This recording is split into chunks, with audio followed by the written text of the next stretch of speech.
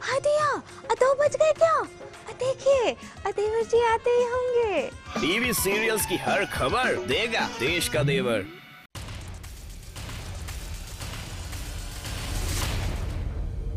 नमस्कार, सुबह के 8 बज रहे हैं। आप देख रहे हैं सारा देश 100 खबरें और मैं हूं आपके साथ अर्पिता आर्य। तो चलिए शुरुआत करते हैं 100 खबरों का ये सिलसिला।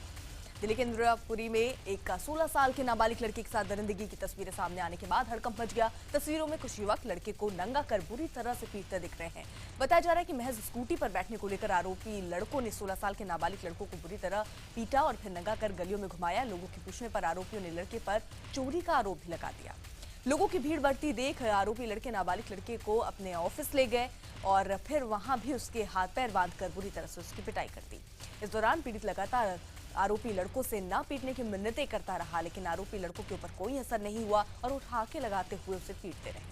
आरोपी लड़कों ने पिटाई की वीडियो बनाकर वायरल कर दिया, जिसके बाद पीड़ित के घर वालों ने थाने पहुंचकर पुलिस को सारी बात बताई। वीडियो सामने आते ही पुलिस हरकत में आई। पुलिस ने पिटाई करने के आरोपी 5 लोगों में से 4 लोगों को गिरफ्तार कर लिया, जबकि एक अभी भी फरार है। बताया जा रहा है कि पिटाई की शर्मिंदगी से पीड़ित लड़के ने खुदकुशी करने की कोशिश भी की थी।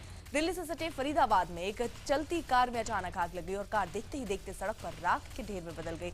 गनीमत ये रही कार चालक वक्त रहते कार से बाहर आ गया। यूपी के मिर्जापुर में एक गांव में उस वक्त हड़कंप मच गया जब सिंचाई के लिए खुदाई करने की जगह से गैस निकलने लगी। यही नहीं, गांव वालों ने जब उसमें आग लगाई तो गैस ने आग भी पकड़ ली। तस्वीरों में आप देख सकते हैं कि बोरिंग की जगह से कैसे गैस निकल रही है और उसमें आग भी लगी हुई है। लोगों का कहना है कि ये पहला मामला नहीं है, बल्कि पहले भी अलग अलग इलाकों में गैस निकल चुकी है। यूपी के हमीरपुर में दुकान हटाने आए दबंगों और पुलिस वालों से एक महिला खुद ही भिड़क गई। अपनी बेटी के साथ इस महिला ने न सिर्फ दबंगों पर लाठियां बरसाई, बल्कि पथराव करके उन्हें भागने पर मजबूर भी कर दिया। दरअसल हमीरपुर जिले के काजियाना मोहल्ले में महिला की एक छोटी सी पान की दुकान है। महिला का आरोप है कि पुलिस वालों से मिलकर दबंग इस दुकान को हटाना चाहते हैं, जिसका महिला ने जमकर विरोध किया। पंजाब के लुधियाना में सीसीटीवी में बदमाशों की गुंडागर्दी कैद हुई है। एक दुकान में घुसकर कुछ युवकों ने दुकानदार की पिटाई की, साथ ही उसकी सोने की चेन भी छीन ली। पीड़ित युवक का कहना है जब वो दुकान पर बैठा हुआ था तभी 10 से 12 लोग उसकी दुकान के बाहर आए और उसे बुलाने लगे। इनकार करने पर उस सभी दुकान में घुसे और पीड़ित शख्स को पीट दिया। सूरत में एक बेकाबू कार की टक्कर ने एक बुजुर्ग की जान ले ली। बुजुर्ग अपने घर की तरफ जा रहा था, तभी पीछे से आ रही बेकाबू होंडा सिटी ने उसे टक्कर मार दी। बुजुर्ग की मौके पर ही मौत हो गई। तस्वीरों में आप देख सकते हैं कि किस तरह से कार ने बुजुर्ग को टक्कर मारी, फिर दूर तक घसीटते हुए ले गई। ये पूरा हादसा नजदीक लगे सीसीटीवी कैमरे में कैद हो गया। पुलिस ने मामला दर्ज कर लिया है। शेर और भैंसों के बीच की जंग में एक भैंस की किस्मत ने उसे बचा लिया। दरअसल दक्षिण अफ्रीका के जंगलों में भैंसों के एक झुंड पर शेरों के एक गुट ने हमला किया। अपनी रणनीति के तहत एक भैंसे को दबोच भी लिया। शेर अभी उस भैंस को ढेर कर पाते, उससे पहले ही उसने आपस में ही झगड़ा हो गया। फिर क्या था, शेरों के इस झगड़े के बीच भैंस को वहां से निकल भागने का मौका मिल गया और शेरों के हाथ से शिकार निकल गया। दिल्ली की सबसे हाई प्रोफाइल माने जाने वाली जगह विजय चौक पर अचानक एक नीलगाय के आ जाने से अफरा तफरी मच गई। जल्द ही नीलगाय को पकड़ने के लिए प्रशासनिक अमला वहां पहुंचा। नीलगाय को पकड़ने के लिए Delhi police, Delhi traffic police, केंद्रीय रिजर्व पुलिस समेत बड़ी संख्या में लोग लगे थे। संसद भवन के पास दौड़ रही नीलगाय को पकड़ने के लिए जाल लगाया गया। जाल के बावजूद नीलगाय को पकड़ने में खासी दिक्कतें आई। काफी देर तक नीलगाय इधर उधर दौड़ती रही, लेकिन जाल की तरफ नहीं आई। आखिरकार 3 घंटे बाद नीलगाय पर जाल फेंककर काबू किया गया। बताया जा रहा है कि ये नीलगाय बुधवार रात करीब 1 बजे से ही संसद भवन के आसपास थी, लेकिन दिन होने पर इसे पकड़ने की कवायद शुरू हुई। अब इस नीलगाय को उसला वाइल्ड लाइफ सेंचुरी में भेजने की योजना है। मुंबई में 3 लोगों पर चाकू से जानलेवा हमला किया गया। बताया जा रहा है कि 2 गुटों के बीच हुए इस झगड़े में जमकर चाकूबाजी हुई। हमले के बाद 2 लोगों की हालत गंभीर बनी हुई है। इस पूरे मामले में सबसे हैरान करने वाली बात ये रही कि कुर्ला और सुंदरबाग इलाके के बीच हुई वारदात के बाद पुलिस 4 घंटे तक सीमा विवाद में ही उलझी रही। पुलिस के मुताबिक हमला आपसी रंजिश का नतीजा है। दिल्ली में कार चोरों के एक बड़े गिरोह का पर्दाफाश हुआ है। पुलिस ने गिरोह के 2 सरगना को गिरफ्तार भी किया है। बताया जा रहा है कि गिरोह दिल्ली एनसीआर से लाखों की गाड़ियों को चुराता था और आधे घंटे में उसका हुलिया बदलकर 25 से 30 हजार रुपए में बेच देता था। मुंबई में पुलिस ने एक हाई प्रोफाइल सेक्स रैकेट का पर्दाफाश भी किया। पुलिस ने इस मामले में 2 लड़कियों को गिरफ्तार किया, जिसमें एक मॉडल भी शामिल है।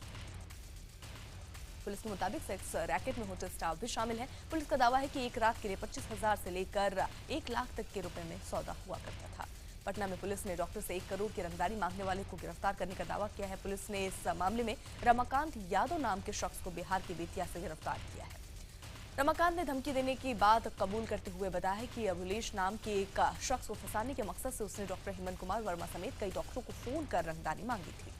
यूपी के लखनऊ में एटीएस ने एक तस्कर को 7 लाख रुपए के नकली नोट के साथ गिरफ्तार किया। तस्कर के पास एक डायरी भी मिली है जिसमें इस कारोबार से जुड़े कई लोगों का जिक्र है। लखनऊ के चारबाग रेलवे स्टेशन से गिरफ्तार किया गया तस्कर निजामुद्दीन अंसारी बिहार के पूर्वी चंपारण का रहने वाला है और 2009 से नेपाल के रास्ते नकली नोट के कारोबार से जुड़ा हुआ है।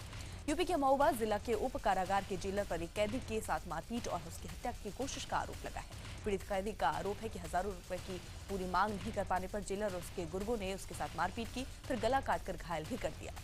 बिहार के गया में कुछ दबंगों ने एक शख्स की पीट कर हत्या कर दी। बताया जा रहा है कि सासाराम में शख्स ने खेत से कुछ प्याज चुरा लिए थे, जिसके बाद खेत के मालिक ने उसे रंगे हाथ पकड़ लिया था। एमपी के खरगोन जिले में अवैध संबंध रखने के शक में एक शख्स ने पहले तो अपनी पत्नी की पत्थरों से कुचलकर उसकी हत्या कर दी, फिर खुद भी पेड़ से लटक कर खुदकुशी कर ली।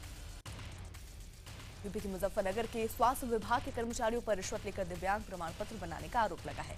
जिले के मुख्य चिकित्सा अधिकारी के दफ्तर के बाहर सैकड़ों दिव्यांगों ने इसके खिलाफ जमकर हंगामा किया। कार्रवाई नहीं होता देख दिव्यांगों ने रुड़की रोड को भी जाम कर दिया। पश्चिम बंगाल में शानदार जीत हासिल करने वाली टीएमसी प्रमुख ममता बनर्जी लगातार दूसरी बार मुख्यमंत्री पद की शपथ लेंगी। शपथ ग्रहण समारोह रेड रोड में करीब 1 बजे शुरू होगा। मुख्यमंत्री ममता बनर्जी के अलावा अमित मिश्रा सहित 41 विधायक मंत्री पद की शपथ लेंगे। शपथ ग्रहण समारोह को देखते हुए तैयारियां जोरों पर है। दीदी के शपथ ग्रहण समारोह में भूटान के प्रधानमंत्री शेरिंग, केंद्रीय मंत्री, कई राज्यों के मुख्यमंत्री सहित सियासी दलों के बड़े नेताओं के शामिल होने की संभावना है। कुछ दिन पहले हुए विधानसभा चुनाव में शानदार प्रदर्शन करते हुए टीएमसी ने राज्य की 294 में से 211 सीटों पर शानदार जीत दर्ज की थी। सहारनपुर में आयोजित विकास पर्व रैली में पीएम मोदी ने 2 साल में सरकार की उपलब्धियों को गिनाते हुए कहा कि 300 दिन में 7,000 गांवों में बिजली पहुंच गई है। रैली में पीएम मोदी ने ऐलान किया कि डॉक्टरों की रिटायरमेंट की उम्र अब अलग अलग न होकर 65 साल होगी। पीएम ने कहा कि इस साल कैबिनेट इस बारे में फैसला करेगी। पीएम मोदी ने डॉक्टरों से अपील भी की है कि और कहा है हर महीने की 9 तारीख को कोई भी गरीब प्रसूता आती है तो मुफ्त में इसका इलाज करें और दवा दें। पीएम मोदी ने इस बार फिर लोगों से गैस सब्सिडी छोड़ने की अपील की। उन्होंने कहा कि अब तक 3 करोड़ गरीब परिवारों तक गैस का कनेक्शन दिया जा चुका है और अगले 3 सालों में 5 करोड़ गरीब परिवारों को लाभ मिलेगा। पीएम मोदी ने राज्य सरकारों को ताकत देने के फैसले के बारे में भी बताया और कहा कि सबसे बड़ा फैसला किया गया है कि 35% धन केंद्र में खजाने में रहेगा और 65% राज्यों के पास। इलाहाबाद में पीएम मोदी के भाषण को एलसीडी पर दिखाए जाने के दौरान बीजेपी और एसपी कार्यकर्ताओं में जमकर झड़प हुई। झड़प के दौरान भाषण देखने के लिए एलसीडी को भी तोड़ दिया गया। दरअसल जिस समय पीएम मोदी का भाषण चल रहा था उस समय एसपी कार्यकर्ता वहां पहुंच गए और पीएम का पुतला फूंकने की कोशिश करने लगे, जिसके बाद बीजेपी कार्यकर्ताओं से उनकी झड़प हो गई। कांग्रेस ने एक प्रेस कॉन्फ्रेंस कर मोदी सरकार के 2 साल पूरे होने पर निशाना साधा। कांग्रेस ने कहा कि पूर्व प्रधानमंत्री मनमोहन सिंह कम बोलते थे लेकिन उनका काम बोलता था और पीएम मोदी ज्यादा बोलते हैं लेकिन उनका काम नहीं बोलता। IBN 7 से खास बातचीत में कांग्रेस नेता संजय पायलट ने मोदी सरकार के 2 साल पूरे होने पर सरकार की उपलब्धियों पर सवाल खड़ा करते हुए कहा कि देश में कोई भी वर्ग खुश नहीं है। आरजेडी सुप्रीमो लालू यादव ने सरकार के 2 साल पर बयान जारी कर कहा कि मोदी सरकार की सारी योजनाएं नई बोतल में पुरानी शराब जैसी हैं। उन्होंने कहा कि झूठे प्रचार से फेल योजनाओं की लीपापोती हो रही है। बिहार के गया में पूर्व सीएम जीतन राम मांझी के काफिले पर हमला किया गया। हमलावरों ने मांझी के काफिले की गाड़ियों में आग लगा दी। सुरक्षाकर्मी बड़ी मुश्किल से मांझी को मौके से हटाकर सुरक्षित जगह पर ले गए। मांझी पर हमले की ये वारदात गया के डुमरिया में हुई। मांझी मारे गए एलजेपी नेता सुदेश पासवान के परिवार से मिलने जा रहे थे, तभी रास्ते में धरना प्रदर्शन कर रहे लोगों ने हमला किया। मांझी ने पहले की उच्च स्तरीय जांच की मांग की है। बिहार सरकार में मंत्री जय कुमार सिंह ने कहा है कि मांझी को जैसे सिक्योरिटी मिली हुई है उन पर हमला नहीं हुआ होगा। बीजेपी ने मांझी पर हमले की निंदा की है। दिल्ली में नाबालिग लड़की से रेप मामले में सियासत तेज हो गई है। कांग्रेस अध्यक्ष सोनिया गांधी ने एम्स जाकर पीड़ित से मुलाकात की। सीएम केजरीवाल भी एम्स पहुंचे पीड़ित से मुलाकात की। वही यूपी बीजेपी में अब पोस्टर वॉर देखने को मिल रहा है। इलाहाबाद में वरुण गांधी के समर्थन में लगाए गए पोस्टर में लिखा है कि स्मृति ईरानी हुई बीमार, उत्तर प्रदेश की यही पुकार, वरुण गांधी अब की बार। कुरुक्षेत्र के पीपली के पास हरियाणा रोडवेज की एक बस में धमाका हो गया। बस सोनीपत से चंडीगढ़ जा रही थी। हादसे में 6 से ज्यादा लोग घायल हुए हैं। रोडवेज की बस में हुए धमाके को कुरुक्षेत्र के एसपी ने योजनाबद्ध बताते हुए आतंकी गतिविधि का शक जताया है। एनआईए की टीम आज घटनास्थल की जांच के लिए जा सकती है। हरियाणा के डीजीपी केपी सिंह ने कानून व्यवस्था पर एक विवादित बयान दे दिया। डीजीपी का कहना है कि अगर कोई किसी का घर जलाता है या फिर जान से मारने की कोशिश करता है तो कानून पीड़ित शख्स को अधिकार देता है कि वो आरोपी की जान ले ले। डीजीपी केपी सिंह का यह भी कहना है कि अगर कोई महिला को छेड़ता है तो पीड़ित को जान लेने का पूरा अधिकार है। इंदिरापुरम में एचआरसी नाम की एक सोसाइटी में घरेलू कामकाज करने आए एक शख्स के वेरिफिकेशन फॉर्म पर गलत नाम और फोटो के बावजूद पुलिस ने वेरीफाई कर दिया। घरेलू नौकर के फॉर्म पर नाम की जगह कांग्रेस उपाध्यक्ष राहुल गांधी का नाम और तस्वीर लगी थी। HRC सोसाइटी के फ्लैट नंबर A 1002 के इस वेरिफिकेशन फॉर्म पर घरेलू नौकर के पिता के नाम की जगह राहुल गांधी के पिता और पूर्व प्रधानमंत्री राजीव गांधी का नाम लिखा था। फॉर्म में पति की जगह राहुल गांधी के आवास का पता लिखा हुआ था। हालांकि RWA की शिकायत के बाद अब गाजियाबाद पुलिस वेरिफिकेशन फॉर्म पर लगी मुहर को फर्जी बता रही है और आरोपियों के खिलाफ कार्रवाई की बात भी कर रही है। मुंबई से सटे डोंबिवली में एक केमिकल फैक्ट्री में हुए धमाके में मरने वालों की संख्या बढ़कर 5 हो गई, जबकि हादसे में 100 से ज्यादा लोग जख्मी हुए हैं, जिनमें से 7 की हालत गंभीर है। धमाका इतना तेज था कि आसपास के घरों और वहां खड़ी गाड़ियों को भी नुकसान पहुंचा। धमाके की वजह से फैक्ट्री की 3 मंजिला इमारत ढह गई और एक बड़ा गड्ढा बन गया। धमाके के बाद पूरे इलाके में धुआं फैलने से लोगों को सांस लेने में परेशानी हो रही है। धमाके की खबर मिलते ही NDRF की टीम तेजी से राहत बचाव काम में लग गई और घायलों को अस्पताल पहुंचाया गया। शुरुआती जांच के मुताबिक धमाका फैक्ट्री का एक बॉयलर फटने की वजह से हुआ है। हादसे पर CM देवेंद्र फडणवीस ने दुख जताया और हर तरह की मदद का भरोसा दिया। असम के काजीरंगा नेशनल पार्क के बंद हो जाने के बावजूद उसमें कोलकाता हाईकोर्ट जज के परिवार के रहने का मामला सामने आया। खबर को कवर करते वक्त जज साहब के बेटे ने नेटवर्क 18 के पत्रकार से बदसलूकी भी की। जब नेटवर्क 18 के पत्रकार ने जज साहब के परिवार को अपने कैमरे में कैद किया तो जज साहब के बेटे ने हमारे पत्रकार और कैमरामैन के साथ मारपीट की। उस वक्त पुलिस भी मौके पर मौजूद थी। बता दें, काजीरंगा पार्क नियम के अनुसार 1 मई से सभी पर्यटकों के लिए बंद हो जाता है, लेकिन कोलकाता हाईकोर्ट के जज जस्टिस बनर्जी के परिवार को नियमों को तोड़कर प्रवेश करने की इजाजत दी गई है।